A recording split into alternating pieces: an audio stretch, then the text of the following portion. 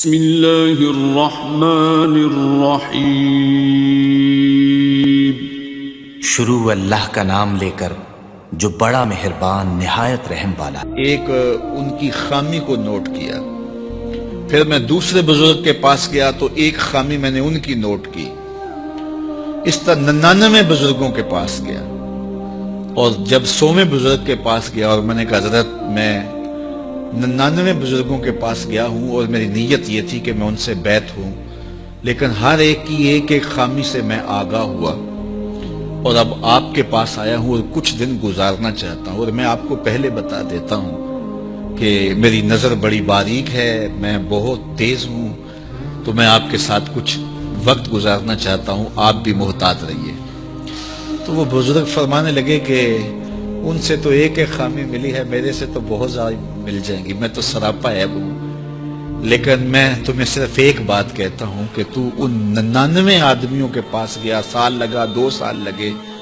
ایک ایک خامی تو نے جمع کی، اب تیرے پاس 99 خامیوں کا ذخیرہ ہے، کاش کہ تو ایک ایک خوبی جمع کرتا رہتا، تیرے پاس 100 خوبیوں کا ذخیرہ موجود ہوتا۔ کسی کی ٹو میں لگ جانا، کسی کی غلطیاں نکالنے کی سوچ میں رہنا، کسی کو نیچا دکھانے کے چکر میں رہنا، کسی کی تذلیل کرنے کے خیال میں رہنا، دیکھیے اگر آپ ڈھونڈنے نکلیں گے تو آپ کو پھول میں بھی کوئی چیز نظر آ جائے گی، کوئی نقص نکل آئے گا، اور اگر آپ اچھائیاں ڈھونڈنے نکلیں گے تو آپ کو کانٹوں کے بھی کوئی فائدے نظر آنے لگ جائیں گے کہ ان سے بھی یہ فائدے وابستہ ہیں۔ ہمیں ایک ضابطہ دیا گیا ہے، آپ جہاں بھی جائیں اچھی چیز لے لیں اور جو بری ہے وہ وہیں پھینک دیں، بات ختم۔ ہم اچھی پھینک آتے ہیں اور بری جو ہے وہ سینے سے لگا لیتے ہیں اور ساری زندگی اسی دلدل میں پھنسے رہتے ہیں۔ جو بندہ اخلاق کے اعتبار سے خود اچھا نہیں ہے تو وہ زیرو ہے، کچھ بھی نہیں ہے، کیونکہ یہ ایک لازمی چیز ہے کہ ہم جس منصب پہ بھی ہوں گے ساتھ حسن خلق جڑا ہوا ہوگا، دودھ اندر جے کھانڈ لائیے مزہ ہو جاوے دونا،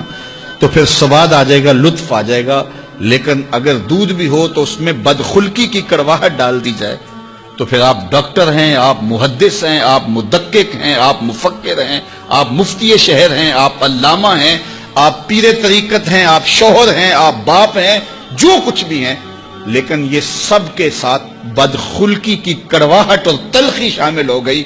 تو آپ کا سارا منصب ضائع ہو گیا۔ تو بنیاد کیا ہے؟ آپ کا خلق اچھا ہونا چاہیے، آپ کے لب میٹھے ہونے چاہیے، تو میٹھے بول بولو، لہجوں میں جمال پیدا کرو، رویوں میں تلخی نہ آنے دو، خوبصورتی پیدا کرو،